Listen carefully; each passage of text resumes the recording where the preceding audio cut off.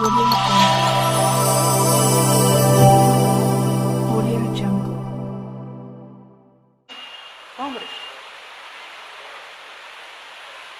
तो अगर आप लोगों ने जालिमों को मदद करने का काम किया तो ये आपने अपने सुरक्षा के विरोध में काम किया।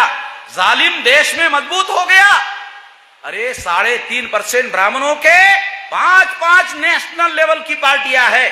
5 कांग्रेस, बीजेपी, कम्युनिस्ट, मार्क्सवादी कम्युनिस्ट, तृणमूल कांग्रेस, सारी ब्राह्मणों की पार्टियां। 3.5% ब्राह्मणों की 5 नेशनल लेवल की पार्टियां आप लोगों ने बनवाई, मजबूत की। और वो लोग मुसलमानों में भय नहीं पैदा करेंगे तो आप वोट कैसे दोगे उनको? वही लोग जिनको आप वोट देते हो वही आपके अंदर भय पैदा करते हैं।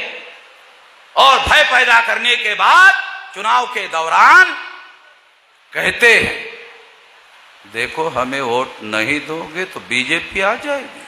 दोहन भी करते हैं, भय पैदा करते हैं और भय दोहन भी करते हैं। तो भय एंड भय दोहन, ये राजनीति आज समझने की जरूरत है। मैं ये बातें मुसलमानों को जागृत करने के लिए कह रहा हूं। ये बहुत गहरी राजनीतिक बातें हैं, ये ब्लेम देने के लिए नहीं है।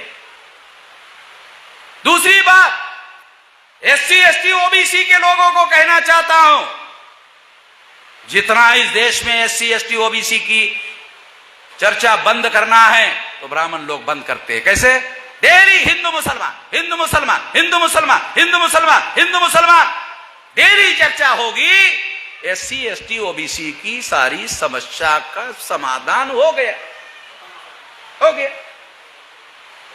कोई SC ST OBC का मेंबर पार्लियामेंट जो बीजेपी में मेंबर पार्लियामेंट है, कभी SC ST OBC का मुद्दा पार्लियामेंट में उठाता है? सुना आप लोगों ने कभी? कोई SC ST OBC का आदमी पार्लियामेंट में SC ST OBC का मामला नहीं उठाता, पार्टी के मंच पर भी नहीं उठाता। यदि किसी मेंबर पार्लियामेंट ने बीजेपी के मंच पर मामला उठाया तो उसको कहा जाता है तुम SC ST OBC नहीं हो। तो वो तक कौन है? हिंदू हो भाई। आपको मालूम होना चाहिए, आप इधर आने के पहले SC ST OBC थे, इधर आने के बाद अब तुम हिंदू हो गए हो। कोई बात अगर करनी है कर सकते हो, हिंदू की करो, और हिंदू की करना है तो फिर मुसलमान का विरोध करना ही पड़ेगा। समझ रहा? इस्तेमाल समझ रहा है? मुझे नहीं लगता कोई मुसलमानों को यह बात समझा सकता है, ना SC ST OBC को कोई समझा सकता है। मैं ये बातें समझा रहा हूं। कुछ लोग मुझे सलाह देते हैं, मेश्राम जी आप इतनी ऊंचे दर्जे की बातें समझाते हो, किसी को समझ में नहीं आती है। न मुसलमानों को समझ में आती है, ना SC ST OBC को समझ में आती है। और फिर वो मंच से उठकर भी जाते हैं।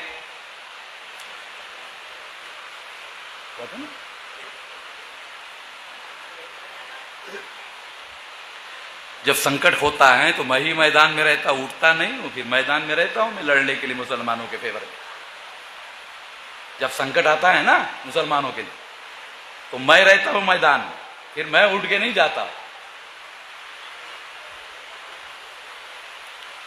मैं इसलिए आप लोगों को यह बता रहा हूं, ये बातें हम लोगों को समझनी है कि SC ST OBC के लोग हिंदू नहीं है।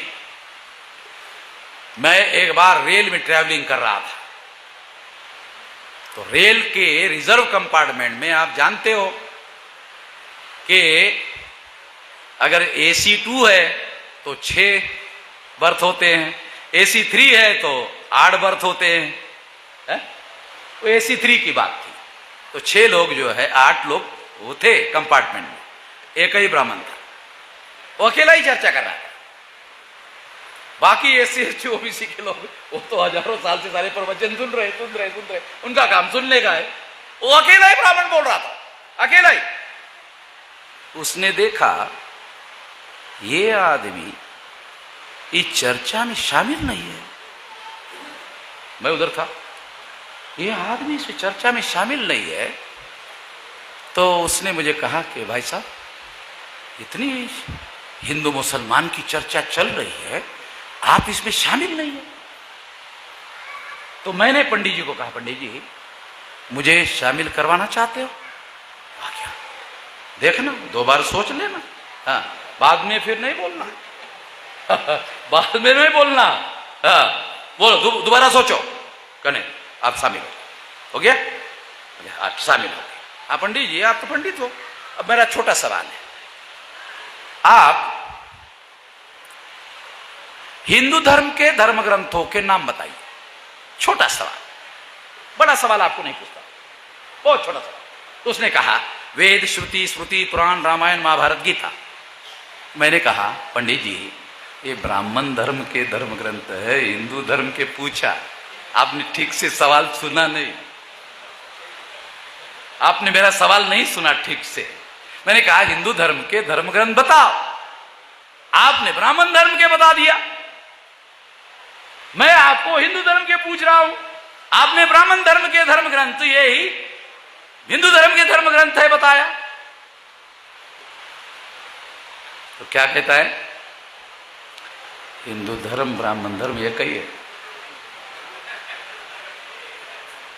क्या कहता है पंडित? हिंदू धर्म और ब्राह्मण धर्म एक ही है। अच्छा, एक ही है? यदि एक है तो ब्राह्मण धर्म के नाम पर इसका प्रचार क्यों नहीं करते हो? हिंदू शब्द का और हिंदू के नाम पर प्रचार क्यों करते हो? कहा क्यों? ये तो मुसलमान की दी हुई गाली है। कहा है? दयानंद सरस्वती ने कहा, सत्यार्थ प्रकाश में लिखा हुआ है। अब वो तो इतना तो जानता ही है। बहुत देर तक चुप, बहुत बकबक बकबक कर रहा है, एकदम चुप हो गया।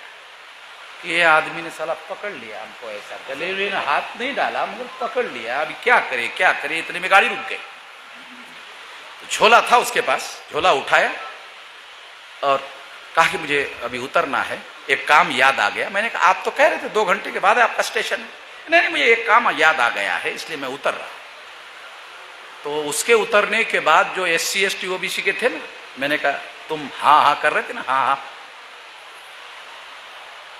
हाँ हाँ कर रहे थे, सैनी जी समझ रहे क्या?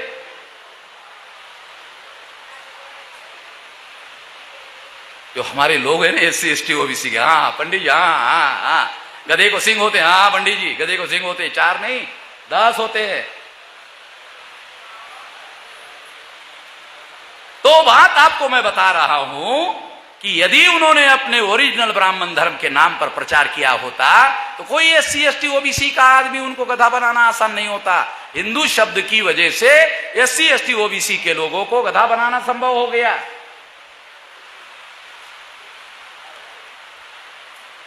कोई SC ST OBC हिंदू नहीं है।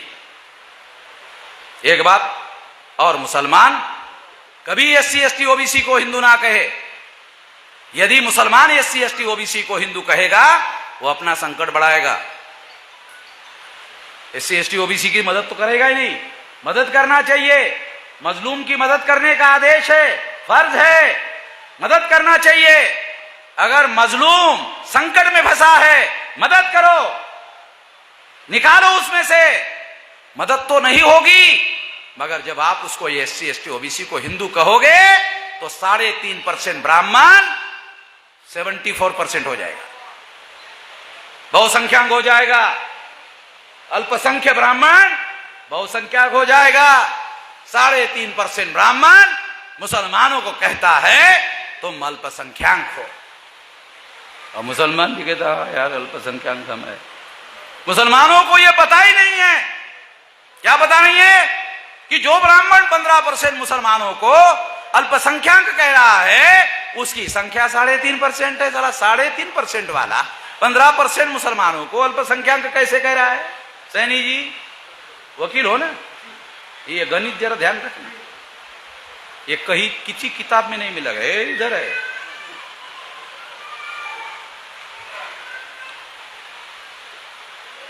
ये समझना बहुत जरूरी है। मुसलमानों को जितना ज्यादा एससी एसटी ओबीसी के लोगों को हिंदू कहोगे उतना ज्यादा ब्राह्मण मजबूत होगा, जितना ज्यादा ब्राह्मण मजबूत होगा उतना ज्यादा मुसलमान संकट में फंस जाएगा। तो मुसलमानों को चाहिए कि अगर मजलूम समझ नहीं रहा है एससी एसटी ओबीसी का, तो उसको लगातार समझाने का काम करो। 1 साल, 2 साल, 10 साल, 20 साल, 25 साल, 50 साल अगर आप उनकी मदद करते रहोगे, कोई एससी एसटी ओबीसी का आदमी ब्राह्मण के कहने पर मुसलमानों के घरों में फसाद करने के लिए नहीं आएगा। कोई उसका घर जलाने के लिए, मुसलमानों का घर जलाने के लिए किसी ब्राह्मण को कोई एससी एसटी ओबीसी का आदमी नहीं मिलेगा। कोई ब्राह्मण कभी किसी मुसलमान का घर जलाने के लिए, फसाद करने के लिए मैदान में नहीं होता है, वो एससी एसटी ओबीसी को मैदान में उतारता है।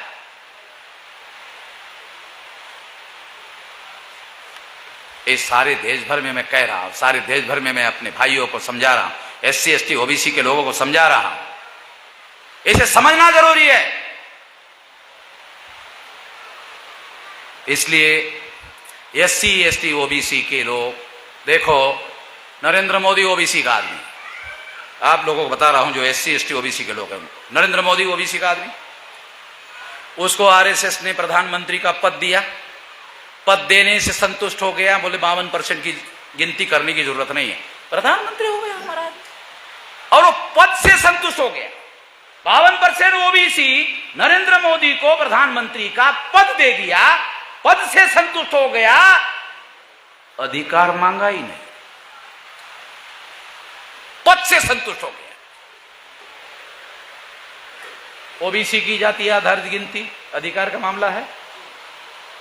कभी किसी मेंबर पार्लियामेंट ने जो ओबीसी का है पार्लियामेंट में मांगा, कोई बोला जाति आधारित गिनती करो, बोला है कोई नाम? खुद नरेंद्र मोदी जो ओबीसी है उसने सुप्रीम कोर्ट में हलफनामा दाखिल किया, ओबीसी की जाति आधारित गिनती नहीं होगी। एक दिन मैंने टीवी पर खबर सुनी नरेंद्र मोदी की, शेरों की संख्या बढ़ गई है, शेरों की संख्या बढ़ गई है,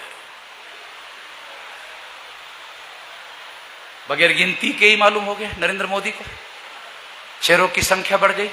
जंगली जानवरों की, हिंस्र श्वापदों की, जो आदमी को मारकर खाता है, खा सकता है, उसकी नरेंद्र मोदी ने गिनती करवाई, मगर इंसानों की, ओबीसी की गिनती करने के लिए सुप्रीम कोर्ट में हलफनामा दाखिल करके मना कर दिया। आरएसएस ने नरेंद्र मोदी को पद दिया, अधिकार नहीं, अधिकार दिया होता ओबीसी की जाति आधारित गिनती करता, ओबीसी की जाति आधारित गिनती नहीं की, सिद्ध होता है पद दिया, अधिकार नहीं दिया। ओबीसी 52% वाला पद से संतुष्ट हो गया, प्रधानमंत्री हो गया, बस ये थे संतुष्ट।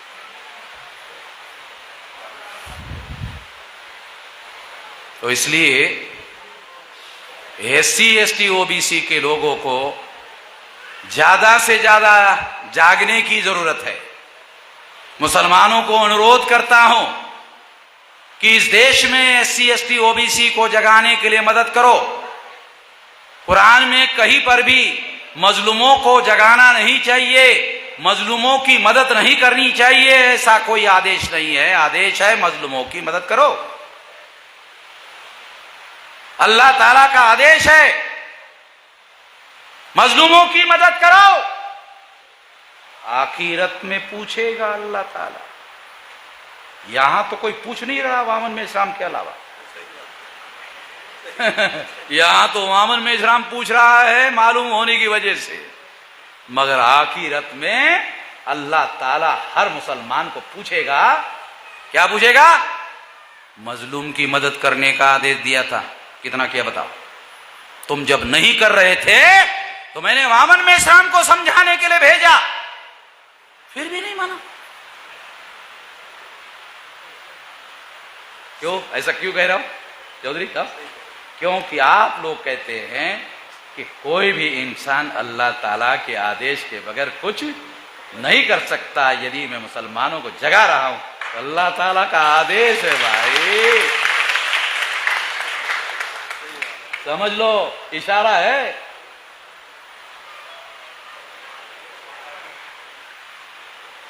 समझाने का काम कर रहा हूं।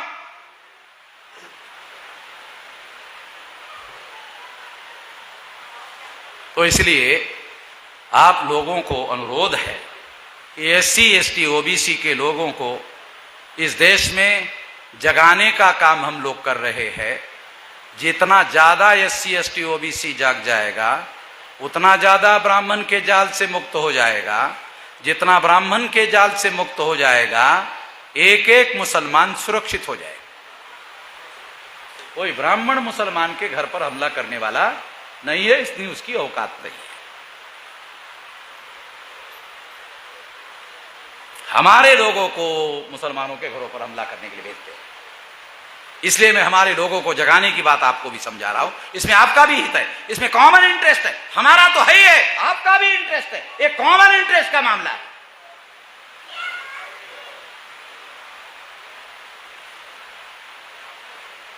इसलिए मैं कुछ बातें आप लोगों को समझा रहा हूं। आप अभिवादन में हमारे लोगों को मैंने बताया, एससी एसटी ओबीसी को बताया। देखो यहां मुस्लिम लोगों को बता रहा हूं, एससी एसटी ओबीसी के लोगों को बताया। जब एससी एसटी ओबीसी के लोग मिलते थे तो क्या कहते थे? राम राम कहते थे। अब मैं कहता हूं राम राम नहीं, जय मूल निवासी। तो जब हमारे कामले ने दूसरे ओबीसी के आदमी को जय मूल निवासी कहा तो ब्राह्मण सुन रहा था। तो ब्राह्मण ने कामले को कहा, कामले अरे बाबा साहब ने कितना तुम लोगों पर रहम किया, कितना अधिकार दिया, तुमने जय भीम बोलना बंद कर दिया, जय मूल निवासी बोलना शुरू कर दिया। जय भीम बोलते थे तो कितना अच्छा लगता था, अब तुम जय मूल निवासी बोल रहे हो। तो हमारा प्रशिक्षित कार्यकर्ता था, पंडित जी आपको मैंने कई बार जय भीम कहा, आपने जवाब नहीं दिया। आपको मैंने कई बार जय भीम कहा, आपने जवाब नहीं दिया। तो मुझे गुरु मिल गया। कहा कौन? वामन मेश्राम। उसने कहा जय मूल निवासी कहो, देखो ब्राह्मण बात करेगा, दूसरे दिन बात करेगा।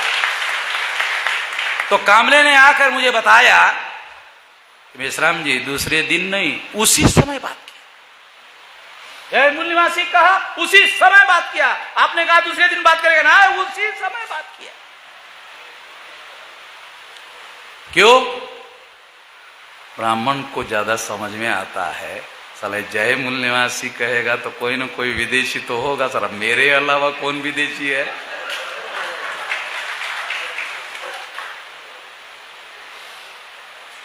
तो मुसलमानों को आरएसएस के लोग कहते हैं विदेशी विदेशी विदेशी। मुसलमान अभिवादन में जय मूल निवासी कहना शुरू कर दे तो मुसलमान राष्ट्रवादी साबित हो जाएगा और ब्राह्मण जो है वो बोलना बंद कर देगा। कुछ करने की जरूरत। आपको 5 बार नमाज पढ़ना है, जय मूल निवासी कहने से कोई रुकावट नहीं है। जय मूल निवासी से नेशनैलिटी प्रूव होती है और कुछ नहीं होता। जय मूल निवासी से नेशनैलिटी प्रूव होती है कि आप यहाँ के मट्टी से पैदा हुए हैं, यहाँ के है। इससे आपकी 5 बार की इबादत नमाज पढ़ने के लिए किसी प्रकार की कोई रुकावट नहीं है। ये करना होगा। ये करने से बहुत सारी बातों का समाधान हो सकता है। 1 घंटे से ज्यादा हो गया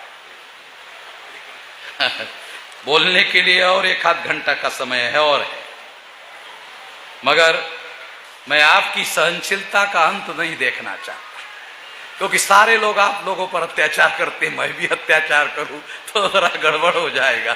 तो आप लोगों को ज्यादा देर तक सुनने के लिए यहाँ बिठा के रखना उचित नहीं होगा। और दूसरा, अगर मान लो ज्यादा खिलाऊंगा तो बदहजमी होने का भी खतरा है। ज्यादा मान लो खिलाऊंगा तो बदहजमी होने का भी खतरा पैदा हो जाएगा। तो मैं सोचता हूं जितना हजम हो सकता है उतना ही खिला दो, फिर अगले बार कोई मौका मिलेगा तो फिर बताएंगे। आखिरी बात, हम लोग 2024 में भाजपा को परास्त करने के काम में लगे हुए हैं। किसी भी स्थिति में 2024 में भाजपा को आने नहीं देना। अभी मैं बहुत सारी बातें आपको नहीं बता सकता मंच पर, केवल एक बात बताना चाहता हूं कि हम लोग पूरी ताकत के साथ, पूरी शक्ति के साथ,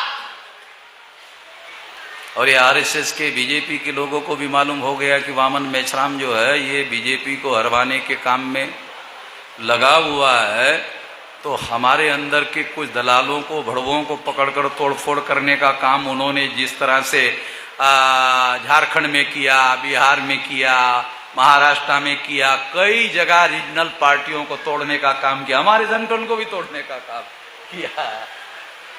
उनको मालूम है कि ये 2024 में वामन मेश्राम पूरी ताकत से भाजपा को हरवाने के काम में पूरी शक्ति लगाकर करेंगे। तो साथियों, मैं आखिरी बात यही कहना चाहता हूं कि आने वाले समय में रोते चिल्लाते रहने का कोई मतलब नहीं है। मैं 18 साल 3-4 महीने का था, तब से लेकर अब तक 31 राज्यों में, 567 जिलों में, 4000 से ज्यादा तहसीलों में, 22,000 से ज्यादा ब्लॉक में, 1.5 लाख से ज्यादा गांवों में संगठन का जाल पैदा किया। 5 मार्च 2019 को 13 पॉइंट रोस्टर के विरोध में भारत बंद करवाया और नरेंद्र मोदी को संसद में संविधान संशोधन करने के लिए मजबूर किया। भारत में नरेंद्र मोदी को मजबूर करने वाला वामन मेश्राम के अलावा कोई दूसरा आदमी है नहीं।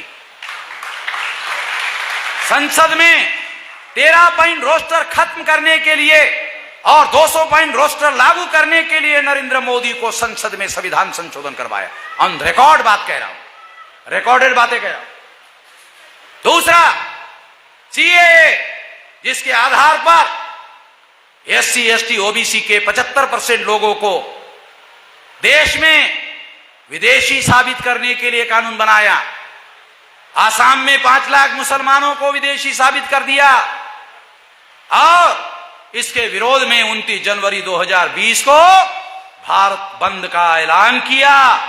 बहुत बड़ा भारत बंद हो गया और जब से भारत बंद हो गया, सीए का कानून कचरे के डिब्बे में पड़ा, डस्टबिन में पड़ा हुआ है।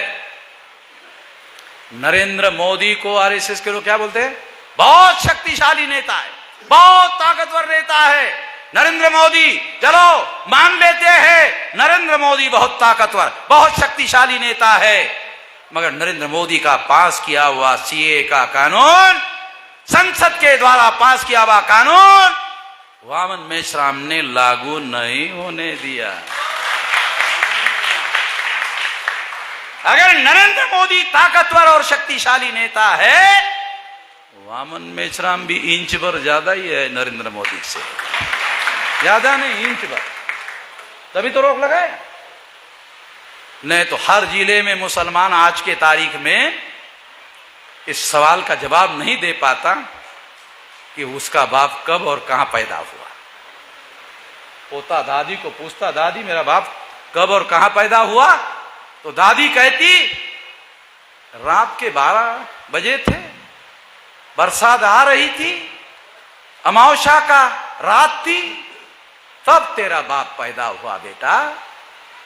तो बेटा पूछता है, दादी ये अमावस्या की रात कौन से साल की थी? ये तो पता नहीं बेटा कौन से साल की थी, रात के 12 बजे अमावस्या की रात थी और बरसात चल रही थी और तेरा बाप पैदा। तो इतना याद, बाकी कुछ याद नहीं। तो तहसीलदार के कर्मचारी लिखते विदेशी, पता नहीं इसका बाप कब पैदा हुआ।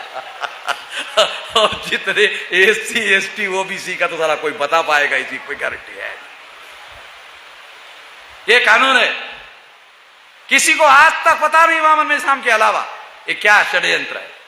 हम लोग कहते हैं SC ST OBC के लोग ब्राह्मणों को विदेशी हो, तो उन्होंने कानून बनाकर हम लोगों को विदेशी घोषित करने का षड्यंत्र किया। उनका DNA है और कानून हमारे विरोध में पास किया, डस्टबिन में डाला है। आप अगर ताकत दोगे और मुसलमान 15% मुसलमान अगर हम लोगों को ताकत देना, तो इन लोगों का एक ईंट का जवाब 2 पत्थर से देंगे। आप लोग जानते नहीं हो मुझे, मेरे 500 पुरखों ने 28,000 पेशवा ब्राह्मणों को भीमा कोरेगांव में मारा था। है कोई दुनिया में इतिहास? मेरे 500 पुरखों ने 28,000 पेशवा ब्राह्मणों को भीमा कोरेगांव में मारा था।